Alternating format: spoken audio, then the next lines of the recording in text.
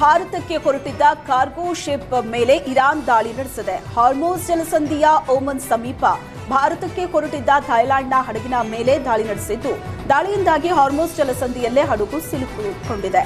ಹಡಗಿನಲ್ಲಿದ್ದ 20 ಸಿಬ್ಬಂದಿ ರಕ್ಷಣೆಯಾಗಿದೆ ಅಂತ ಥೈಲ್ಯಾಂಡ್ ನೌಕಾಸೇನೆ ತಿಳಿಸಿದೆ. ಕೆಪಿಎಸ್ಸಿ 2023-24ನೇ ಸಾಲಿನ 384 ಗೆಜೆಟೆಡ್ ಪ್ರೊಬೇಷನರ್ ಹುದ್ದೆಗಳ ನೇಮಕಾತಿಯಲ್ಲಿ ಅಕ್ರಮದ ಆರೋಪ ಕೇಳಿಬಂದಿದೆ.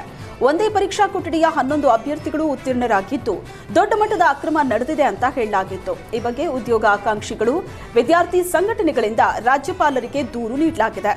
ಆದರೆ ಅಕ್ರಮದ ಆರೋಪಗಳನ್ನು ಬದಿಗಿಟ್ಟಿರುವ ಆಯೋಗ 1:3 ಅನುಪಾತದಲ್ಲಿ ಅರ್ಹರಾದ 1152 ಅಭ್ಯರ್ಥಿಗಳ ಪಟ್ಟಿಯನ್ನ ಸಿದ್ಧಪಡಿಸಿದೆ. ಮಾರ್ಚ್ 23, 2026 ರಿಂದ ಮೇ 4, 2026ರವರೆಗೆ ಬೆಂಗಳೂರಿನ ಉದ್ಯೋಗ ಸೌಧದಲ್ಲಿ ವ್ಯಕ್ತಿತ್ವ ಪರೀಕ್ಷೆ, ದಾಖಲೆಗಳ ಪರಿಶೀಲನೆ ನಡೆಸೋದಕ್ಕೆ ದಿನಾಂಕ ನಿಗದಿಪಡಿಸಿ ಅಧಿಕೃತ ಪ್ರಕಟಣೆ ಹೊರಡಿಸಿದೆ.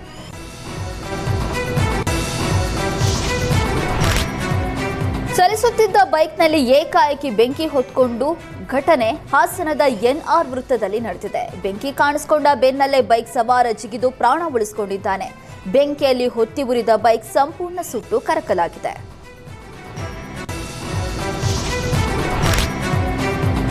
ಉಕ್ಕು ಕಾರ್ಖಾನೆಗೆ ನೀಡಿದ ಭೂಮಿಯಲ್ಲಿ 200 ಎಕರೆ ಜಿಂದಾಲ್ ಕಂಪನಿಗೆ ಪರಭಾರೆ ಮಾಡಿದ ಸರ್ಕಾರದ ಕ್ರಮಕ್ಕೆ ಜನಬೀದಿಗಿಳಿದಿದ್ದಾರೆ. ಭೂ ಸಂತ್ರಸ್ತ ಹೋರಾಟ ಸಮಿತಿ ಸದಸ್ಯರು ಸೇರಿದಂತೆ ನೂರಾರು ಮುಖಂಡರು ಸರ್ಕಾರದ ವಿರುದ್ಧ ಆಕ್ರೋಶ ವ್ಯಕ್ತಪಡಿಸಿದ್ದಾರೆ. ಜಿಂದಾಲ್ ಸಂಸ್ಥೆ ವಶಪಡಿಸಿಕೊಂಡ ಭೂಮಿಯನ್ನ ಪೊಲೀಸ್ ಬಂದೋಬಸ್ತ್ನಲ್ಲಿ ಮಣ್ಣಿನ ಪರೀಕ್ಷೆಗೆ ಮುಂದಾಗಿದ್ರು. ಇದನ್ನು ವಿರೋಧಿಸಿ ಕೈಗಾರಿಕಾ ಪ್ರದೇಶದಲ್ಲಿ ನಿನ್ನೆ ಸಂಜೆಯಿಂದಲೇ ಪ್ರತಿಭಟನೆ ನಡೆದಿತ್ತು. ಮಣ್ಣಿನ ಪರೀಕ್ಷೆ ನಡೆಸದಂತೆ ಅಹೋರಾತ್ರಿ ಪ್ರತಿಭಟನೆಯನ್ನ ಕೈಗೊಂಡಿದ್ರು. ಮಣ್ಣಿನ ಪರೀಕ್ಷಾ ಕಾರ್ಯಗಳಿದ ಅಡ್ಡಿಪಡಿಸೋದಕ್ಕೆ ಯತ್ನಿಸಿದ್ರು. ಈ ವೇಳೆ ಪ್ರತಿಭಟನಾಕಾರರನ್ನ ವಶಕ್ಕೆ ಪಡೆದ್ರು. ಆಕ್ರೋಶ ಹೊರಹಾಕಿದ ಪ್ರತಿಭಟನಾಕಾರರು ಯಾವುದೇ ಕಾರಣಕ್ಕೂ ಕೈಗಾರಿಕೆ ಸ್ಥಾಪಿಸೋದಕ್ಕೆ ಅವಕಾಶ ನೀಡಲ್ಲ ಅಂತ ಸವಾಲೆಸೆದರು. ಈದ್ಗಾ ಜಮೀನಿನಲ್ಲಿ ಹಾಡಹಗಲೇ ಸ್ಫೋಟಕ ವಸ್ತು ಬಳಸಿ ಕಲ್ಲು ಬ್ಲಾಸ್ಟಿಂಗ್ ಮಾಡಿದ್ದ 4 ಬಂಧನವಾಗಿದೆ. ವಿಜಯನಗರದ ಹರಪನಹಳ್ಳಿಯ ಹೊಸಪೇಟೆ ರಸ್ತೆಯ ವಾರ್ಡ್ 1ರಲ್ಲಿ ಅನುಮತಿ ಪಡೆಯದೆ ನೆಲಸಮ ಮಾಡೋದಕ್ಕೆ ಕಲ್ಲನ್ನ ಬ್ಲಾಸ್ಟ್ ಮಾಡಲಾಗಿತ್ತು. ಸ್ಫೋಟಕ ವಸ್ತು ಬ್ಲಾಸ್ಟಿಂಗ್ಗೆ ಅಕ್ಕಪಕ್ಕ ಕಾಂಪೌಂಡ್ನಿಗೆ ಹಾನಿ ಉಂಟಾಗಿತ್ತು. ಘಟನಾ ಸ್ಥಳಕ್ಕೆ ಭೇಟಿ ನೀಡಿ ಪರಿಶೀಲನೆ ನಡೆಸಿದ್ದ ವಿಜಯನಗರ ಎಸ್ಪಿ ಎಸ್ ಜಾನವಿ, ಈದ್ಗಾ ಮೈದಾನದಲ್ಲಿ ಬ್ಲಾಸ್ಟ್ ಮಾಡಿದ ಆರೋಪದ ಮೇಲೆ ಶಹಬಾಸ್ ಅಕ್ರಮ್ ಭಾಷಾ, ಶಮೀವುಲ್ಲಾ, ಗಂಗಾಧರ ಹಾಗೂ ನಾಗರಾಜ್ ಎಂಬುವರ ಮೇಲೆ ಪ್ರಕರಣವನ್ನು ದಾಖಲಿಸಿ ಬಂಧಿಸಿದ್ದಾರೆ. ರಾಜ್ಯದಲ್ಲಿ ಗ್ಯಾಸ್ ಸಿಲಿಂಡರ್ ಅಭಾವದ ಸಂಬಂಧ ಹೋಟೆಲ್ ಮಾಲೀಕರ ಸಂಘದ ಜೊತೆ ಸಿಎಸ್ ಶಾಲಿನಿ ರಜನೀಶ್ ಸಭೆ ನಡೆಸಿದ್ದಾರೆ.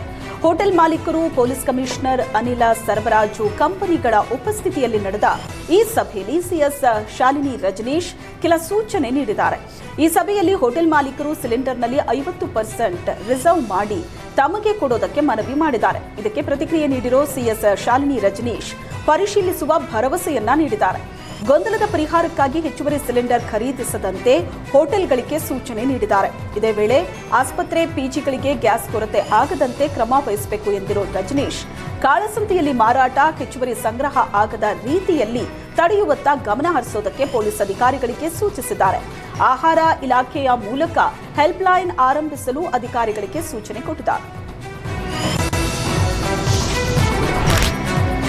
ಕೊಲ್ಲಿ ರಾಷ್ಟ್ರಗಳ ಯುದ್ಧದ ಎಫೆಕ್ಟ್ ಸರ್ಕಾರಿ ಆಸ್ಪತ್ರೆಗಳಿಗೂ ತಟ್ಟಿದೆ. ಕೊಡಗು ಜಿಲ್ಲಾ ವೈದ್ಯಕೀಯ ಕಾಲೇಜು ಹಾಗೂ ಆಸ್ಪತ್ರೆಗೂ ಅಡುಗೆ ಅನಿಲ ಸಿಗ್ತಾ ಇಲ್ಲ.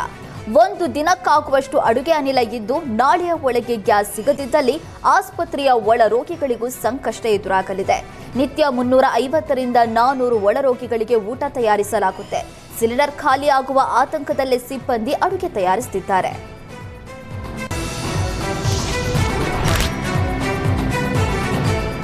ಕನ್ನಡ ಮಾಧ್ಯಮ ಶಾಲೆಗಳ ಉಳಿವಿಗಾಗಿ ಆಗ್ರಹಿಸಿ ವಾಟಾಳ್ ನಾಗರಾಜ್ ನೇತೃತ್ವದಲ್ಲಿ ಪ್ರತಿಭಟನೆ ನಡೆಸಿದ್ದಾರೆ. ಆನೇಕಲ್ ಪಟ್ಟಣದ ದೇವರಕೊಂಡಪ್ಪ ಸರ್ಕಲ್ನಲ್ಲಿ ಪ್ರತಿಭಟನೆ ನಡೆಸಿದ ವಾಟಾಳ್, ಸರ್ಕಾರ ಕನ್ನಡ ಮಾಧ್ಯಮ ಶಾಲೆಗಳನ್ನು ಕಡೆಗಣಿಸ್ತಾ ಇದೆ. ಕರ್ನಾಟಕ ಕನ್ನಡ ಭಾಷೆ ಉಳಿಬೇಕು, ಕರ್ನಾಟಕದಲ್ಲಿ ಕನ್ನಡ ಭಾಷೆಗೆ ಮಾನ್ಯತೆ ಸಿಗಬೇಕು ಅಂತ ಆಗ್ರಹಿಸಿದ್ರು. ರಸ್ತೆ ತಡೆದು ವಾಟಾಳ್ ನಾಗರಾಜ್ ಪ್ರತಿಭಟನೆ ನಡೆಸಿದ್ದು, ಪೊಲೀಸರು ವಾಟಾಳ್ ನಾಗರಾಜ್ರನ್ನ ವಶಕ್ಕೆ ಪಡ್ಕೊಂಡ್ರು.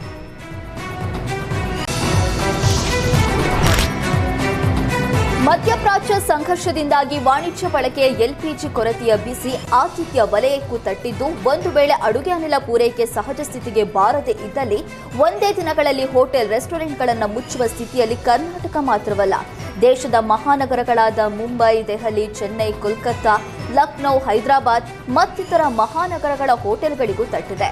ವಾಣಿಜ್ಯ ಬಳಕೆ ಅಡುಗೆ ಅನಿಲದ ಪೂರೈಕೆಯಲ್ಲಿ ವಿಳಂಬವಾಗ್ತಾ ಇರುವ ಬಗ್ಗೆ ಹೋಟೆಲ್ ಉದ್ಯಮಿಗಳು ದೂರಿದ್ದಾರೆ. ಎಲ್ಪಿಜಿ ಮಿತ ಬಳಕೆ ಮಾಡಲಾರಂಭಿಸಿರುವ ಹೋಟೆಲ್ ಸಿಬ್ಬಂದಿ ಅಡುಗೆಗೆ ಕಟ್ಟಿಗೆ ಮತ್ತಿತರ ಪರ್ಯಾಯ ಇಂಧನ ಮೂಲಗಳನ್ನು ಬಳಸಿಕೊಳ್ಳೋದಕ್ಕೆ ಮುಂದಾಗಿದ್ದಾರೆ. ಸಮರ್ಪಕ ಗ್ಯಾಸ್ ಸಿಲಿಂಡರ್ ಪೂರೈಕೆಗೆ ಕೇಂದ್ರ ಸರ್ಕಾರದ ಮೇಲೆ ಒತ್ತಡ ಹಾಕ್ತಿದ್ದಾರೆ. ಮಧ್ಯಪ್ರಾಚ್ಯ ರಾಷ್ಟ್ರದ ಸಂಘರ್ಷದಿಂದ ರಾಜ್ಯದಲ್ಲಿ ವಾಣಿಜ್ಯ ಸಿಲಿಂಡರ್ ಕೊರತೆ ಹೆಚ್ಚಾಗಿದೆ. ರಾಜ್ಯಾದ್ಯಂತ ಹೋಟೆಲ್ಗಳು ಬಂದ್ ಆಗಿದ್ದು, ಸಿಲಿಂಡರ್ ಸಿಗದೆ ಅಡುಗೆ ಮಾಡುವುದು ಅಸಾಧ್ಯವಾಗಿದೆ. ಇದರ ನಡುವೆ ಮದುವೆ ಸಮಾರಂಭಗಳಿಗೂ ಸಿಲಿಂಡರ್ ಅಭಾವದ ಬಿಸಿ ತಟ್ಟಿದೆ. ಕಲ್ಯಾಣ ಮಂಟಪಗಳಲ್ಲಿ ಸಿಲಿಂಡರ್ ಸಿಗದೆ ಮದುವೆ ಊಟದ ತಯಾರಿ ಕೂಡ ಕಷ್ಟವಾಗ್ತಾ ಇದೆ. ಮದುವೆ ಸುಗ್ಗಿ ಅಂತ ಕರೆಸಿಕೊಳ್ಳುವ ಮಾರ್ಚ್, ಏಪ್ರಿಲ್ನಲ್ಲಿ ಫಿಕ್ಸ್ ಆಗಿದ್ದ ಮದುವೆಗಳು ಇದೀಗ ಕ್ಯಾನ್ಸಲ್ ಆಗ್ತಿದೆ. ಸಿಲಿಂಡರ್ ಪೂರೈಕೆಯ ಸ್ಥಗಿತದಿಂದ ಕೆಲ ಮದುವೆಗಳು ಮುಂದೂಡಿಕೆಯಾಗ್ತಿವೆ.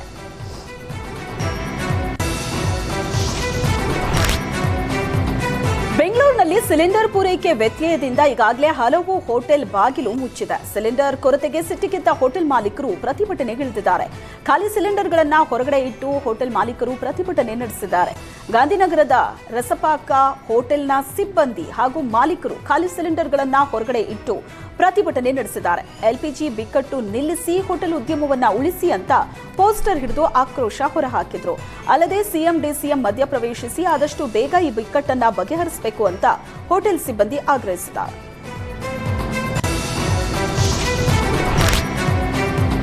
ಬೆಂಗಳೂರಿನಲ್ಲಿ ಕಮರ್ಷಿಯಲ್ ಸಿಲಿಂಡರ್ ಅಭಾವ ಹೆಚ್ಚಾಗಿದೆ. ಒಂದ್ ಕಡೆ ಕಾಳಸಂತೆಯಲ್ಲಿ ದುಬಾರಿ ಮೊತ್ತಕ್ಕೆ ಸಿಲಿಂಡರ್ ಮಾರಾಟವಾಗ್ತಾ ಇದ್ರೆ, ಮತ್ತೊಂದ್ ಕಡೆ ಸಿಲಿಂಡರ್ ಅಭಾವಕ್ಕೆ ಸಿಲುಕಿರುವ ಹೋಟೆಲ್ ಮಾಲೀಕರು ಹೋಟೆಲ್ ಬಂದ್ ಮಾಡಿದ್ದಾರೆ. ಮೆಜೆಸ್ಟಿಕ್ನಲ್ಲಿ ಪ್ರತಿಷ್ಠಿತ ಕದಂಬ, ಶ್ರೀ ಕೃಷ್ಣ ವೈಭವ್ ಹೋಟೆಲ್ ಕಾರ್ಯ ನಿಲ್ಲಿಸಿವೆ. ಇದರಿಂದ ರಾಜ್ಯದ ಬೇರೆ ಬೇರೆ ಕಡೆಯಿಂದ ಮೆಜೆಸ್ಟಿಕ್ಗೆ ಬಂದಿಳಿದ ಪ್ರಯಾಣಿಕರು ಊಟಕ್ಕಾಗಿ ಪರದಾಡುವ ಸ್ಥಿತಿ ನಿರ್ಮಾಣವಾಗಿದೆ.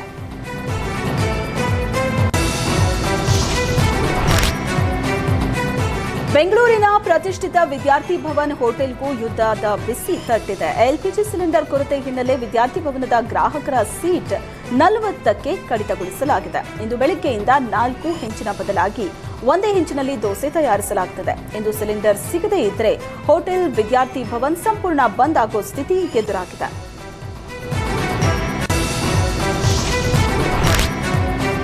ಇರಾನ್ ಯುದ್ಧದ ಬಿಸಿ ಬನಶಂಕರಿ ಅಮ್ಮನವರ ಪ್ರಸಾದಕ್ಕೂ ತಟ್ಟಿದೆ. ವಾಣಿಜ್ಯ ಎಲ್ಪಿಜಿ ಸಿಲಿಂಡರ್ ಸಿಗದ ಕಾರಣ ಬನಶಂಕರಿ ದೇವಸ್ಥಾನದಲ್ಲಿ ಪ್ರಸಾದ ಮಾಡೋದಕ್ಕೆ ಗ್ಯಾಸ್ ಇಲ್ಲದ ಪರಿಸ್ಥಿತಿ ನಿರ್ಮಾಣ ಆಗಿದೆ.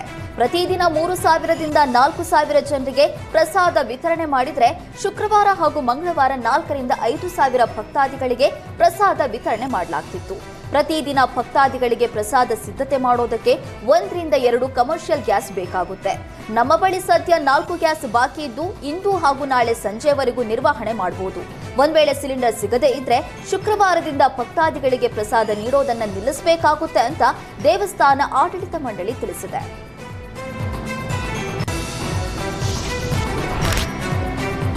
ಭಾರತದಲ್ಲಿ ದಿನದಿಂದ ದಿನಕ್ಕೆ ಸಿಲಿಂಡರ್ ಹಾಹಾಕಾರ ಹೆಚ್ಚಾಗ್ತದೆ. ಎಲ್ಪಿಜಿ ಸಿಲಿಂಡರ್ ಪೂರೈಕೆ ವ್ಯತ್ಯಯ ಹಿನ್ನೆಲೆ ಕಾಳಸಂತೆಯಲ್ಲಿ ಏರಾಬಿರಿ ಬೆಲೆಗೆ ಸಿಲಿಂಡರ್ ಮಾರಾಟ ಮಾಡುತ್ತಿದ್ದಾರೆ. ಬೆಂಗಳೂರಿನ ಶ್ರೀರಾಂಪುರದಲ್ಲಿರೋ ಅನ್ಮೋಲ್ ಗ್ಯಾಸ್ ಡಿಸ್ಟ್ರಿಬ್ಯೂಟರ್ ಬುಕ್ ಮಾಡಿದವರ ಹೆಸರಿನ ಸಿಲಿಂಡರ್ ಬೇರೆಯವರಿಗೆ ಸೇಲ್ ಮಾಡ್ತಾ ಇರೋ ಆರೋಪ ಕೇಳಿಬಂದಿದೆ. ನಮ್ಮ ಹೆಸರಲ್ಲಿ ಸಿಲಿಂಡರ್ ಬುಕ್ ಮಾಡಿದ್ದೀವಿ, ಆದರೆ ಸಿಲಿಂಡರ್ ತೆಗೆದುಕೊಳ್ಳದಿದ್ರು ನಮ್ಮ ಹೆಸರಲ್ಲಿ ಸಿಲಿಂಡರ್ ತೆಗೆದುಕೊಂಡ ಹಾಗೆ ಟಿಕ್ ಮಾಡಿದ್ದಾರೆ ಅಂತ ಆರೋಪಿಸಿರುವ ಸಾರ್ವಜನಿಕರು ನಮ್ಮ ಸಿಲಿಂಡರ್ ಯಾರು ಕೊಟ್ಟಿದ್ದೀರಿ ಅಂತ ಗ್ಯಾಸ್ ಏಜೆನ್ಸಿ ಮುಂದೆ ಆಕ್ರೋಶ ಹೊರಹಾಕಿದ್ದಾರೆ.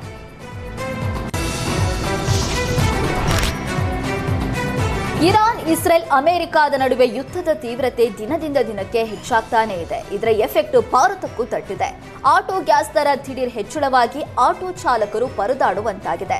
ವಿಜಯಪುರದಲ್ಲಿ ಆಟೋ ಗ್ಯಾಸ್ ತುಂಬಿಸಿಕೊಳ್ಳೋದಕ್ಕೆ ಕಿಲೋಮೀಟರ್ ಗಟ್ಟಲೆ ಕ್ಯೂ ನಿಲ್ಲುವಂತಾಗಿದೆ. ಸುಮಾರು 2 ಕಿಲೋಮೀಟರ್ ಕ್ಯೂನಲ್ಲಿ ನಿಂತು ಆಟೋ ಗ್ಯಾಸ್ ಹಾಕಿಸಿಕೊಳ್ಳುವ ಪರಿಸ್ಥಿತಿ ನಿರ್ಮಾಣ ಆಗಿದೆ. ಕೆಲವರು ಕೃತಕ ಅಭಾವ ಸೃಷ್ಟಿಸಿದ ಆರೋಪ ಕೂಡ ಕೇಳಿಬರ್ತಿದೆ. ಬಾಡಿಗೆ ಆಟೋ ನಡೆಸುವ ಚಾಲಕರ ಪರಿಸ್ಥಿತಿ ಅಯೋಮಯವಾಗಿದೆ. ಆಟೋ ಓಡಿಸಿಕೊಂಡು ಜೀವನ ಮಾಡುವ ಆಟೋ ಚಾಲಕರು ಜೀವನ ಮಾಡೋದು ಹೇಗೆ ಅಂತ ಆಕ್ರೋಶ ವ್ಯಕ್ತಪಡಿಸಿದ್ದಾರೆ. ಲಕ್ಕುಂಡಿ ಚಿನ್ನದ ನಿಧಿ ಕುರಿತಾಗಿ ಹಲವು ಕುತೂಹಲಕಾರಿ ಸಂಗತಿಗಳು ಹೊರಬಂದಿವೆ. ಈ ಆಭರಣಗಳು ಕೇವಲ ಬಂಗಾರದ ಒಡವೆಗಳಲ್ಲ, ಐತಿಹಾಸಿಕ ಮಹತ್ವ ಹೊಂದಿರುವ ಅಮೂಲ್ಯ ಚಿನ್ನದ ಆಭರಣಗಳು ಅಂತ ಪುರಾತತ್ವ ತಜ್ಞರು ತಿಳಿಸಿದ್ದಾರೆ. ಪತ್ತೆಯಾದ ಚಿನ್ನದ ಆಭರಣಗಳು 500ರಿಂದ 600 ವರ್ಷಗಳ ಹಳೆಯದಾಗಿದೆ.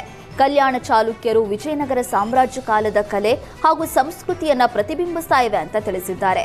ಈ ಒಡವೆಗಳು ಹೆಣ್ಣು ದೇವತೆಗಳಿಗೆ, ಉತ್ಸವ ಮೂರ್ತಿಗಳಿಗೆ ಅಲಂಕರಿಸುವ ಅಪರೂಪದ ಆಭರಣಗಳಾಗಿವೆ. ಚಿನ್ನದ ಜೊತೆಗೆ ನೀಲಮಣಿ, ಸ್ಫಟಿಕ ಮತ್ತು ಹವಳ ಸೇರಿದಂತೆ ಅಪರೂಪದ ರತ್ನಗಳನ್ನು ಕೂಡ ಈ ಆಭರಣಗಳಲ್ಲಿ ಬಳಸಿರೋದು ಕಂಡುಬಂದಿದೆ. ಚಿನ್ನದ ತೂಕ ಸುಮಾರು 465 ಗ್ರಾಂ ಆಗಿದ್ದು, ಇಂದಿನ ಮಾರುಕಟ್ಟೆ ದರದಲ್ಲಿ ಅದರ ಮೌಲ್ಯ ಸುಮಾರು 35ರಿಂದ 40 ಲಕ್ಷ ರೂಪಾಯಿವರೆಗೆ ಇರಬಹುದು ಅಂತ ತಜ್ಞರು ತಿಳಿಸಿದ್ದಾರೆ. ಇನ್ನು ಆಭರಣಗಳು ಪ್ರಾಚೀನ ಐತಿಹಾಸಿಕ ಮೌಲ್ಯದ ಮೂಲಕ ಅಂದಾಜು ಮಾಡಿದ್ರೆ ಸುಮಾರು 8 ಕೋಟಿ ರೂಪಾಯಿಗೂ ಅಧಿಕವಾಗಬಹುದು ಅದರ ಮೌಲ್ಯ ಅಂತ ತಿಳಿಸಿದ್ದಾರೆ.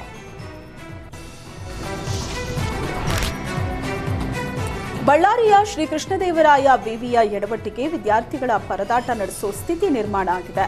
ವಿವಿ ಮಾಡಿದ ಎಡವಟ್ಟಿಗೆ ಗರಿಷ್ಠ 700 ಅಂಕಗಳನ್ನೇ ಮೀರಿದೆ. ಮಾರ್ಕ್ಸ್ ಕಾರ್ಡ್ನಲ್ಲಿ ಅಂಕ ನೋಡಿದ ವಿದ್ಯಾರ್ಥಿಗಳೇ ಶಾಕ್ ಆಗಿದ್ದಾರೆ. ತಾಂತ್ರಿಕ ದೋಷದ ನೆಪ ಹೇಳೋ ಮೂಲಕ ತೇಪೆ ಹಚ್ಚೋ ಕೆಲಸಕ್ಕೆ ಮುಂದಾಗಿದೆ. ಇದರಿಂದ ವಿದ್ಯಾರ್ಥಿಗಳು ಆತಂಕಕ್ಕೆ ಸಿಲುಕುವಂತಾಗಿದೆ. ಶೀಘ್ರದಲ್ಲೇ ಮಾರ್ಕ್ಸ್ ಕಾರ್ಡ್ನಲ್ಲಿ ಆಗಿರೋ ದೋಷ ಸರಿಪಡಿಸಲಾಗುತ್ತೆ ಅಂತ ತಿಳಿಸಲಾಗಿದೆ. ಈ ಹಿಂದೆ ಮಾರ್ಕ್ಸ್ ಕಾರ್ಡ್ನಲ್ಲಿ ಕೊಪ್ಪಳದ ಗವಿಸಿದ್ದೇಶ್ವರ ಸ್ವಾಮೀಜಿಯ ಚಿತ್ರ ಹಾಗೂ ನಟರ ಫೋಟೋಗಳು ಮುದ್ರಿತವಾಗಿದ್ದ ಘಟನೆ ಕೂಡ ನಡೆದಿತ್ತು. ಇದೀಗ ಮತ್ತೊಮ್ಮೆ ಅಂಕಪಟ್ಟಿ ಮುದ್ರಣದಲ್ಲಿ ಎಡವಟ್ಟಾಗಿರೋ ಬಗ್ಗೆ ವಿದ್ಯಾರ್ಥಿಗಳು ಪ್ರಶ್ನೆ ಎತ್ತಿದ್ದಾರೆ.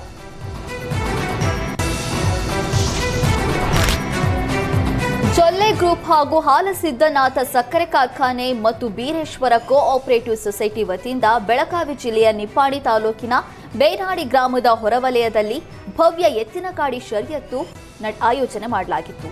ಎತ್ತಿನ ಗಾಡಿಯ ಶರ್ಯತ್ತಿಗೆ ಕನೇರಿ ಮಠದ ಶ್ರೀಗಳಾದ ಪಾಪು ಜಗದ್ಗುರು ಶ್ರೀ ಅದೃಶ್ಯ ಕಾಡಸಿದ್ದೇಶ್ವರ ಮಹಾಸ್ವಾಮಿಗಳು ಚಾಲನೆ ನೀಡಿದರು. ಕಾರ್ಯಕ್ರಮದಲ್ಲಿ ಸ್ಥಳೀಯ ಶಾಸಕಿ ಶಶಿಕಲಾ ಜೊಲ್ಲೆ, ಮಾಜಿ ಸಂಸದ ಅಣ್ಣಾ ಸಾಹೇಬ ಜೊಲ್ಲೆ ಸೇರಿದಂತೆ ಹಲವು ಮುಖಂಡರು ಭಾಗಿಯಾಗಿದ್ದರು. ಶರ್ಯತ್ತು ನೋಡೋದಕ್ಕೆ 10 ಹಳ್ಳಿಗಳಿಂದ ಸಾವಿರಾರು ಜನ ಭಾಗಿಯಾಗಿದ್ದರು.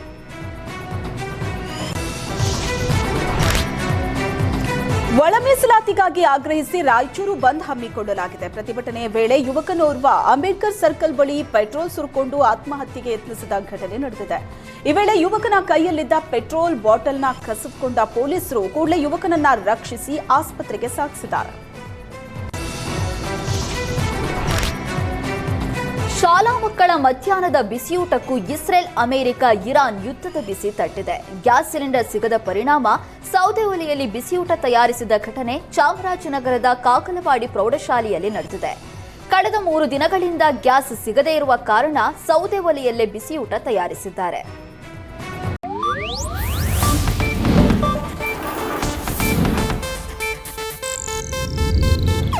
ಇದು ಏಷ್ಯಾನೆಟ್ ನ್ಯೂಸ್ ನೆಟ್ವರ್ಕ್ ಪ್ರಸ್ತುತಿ.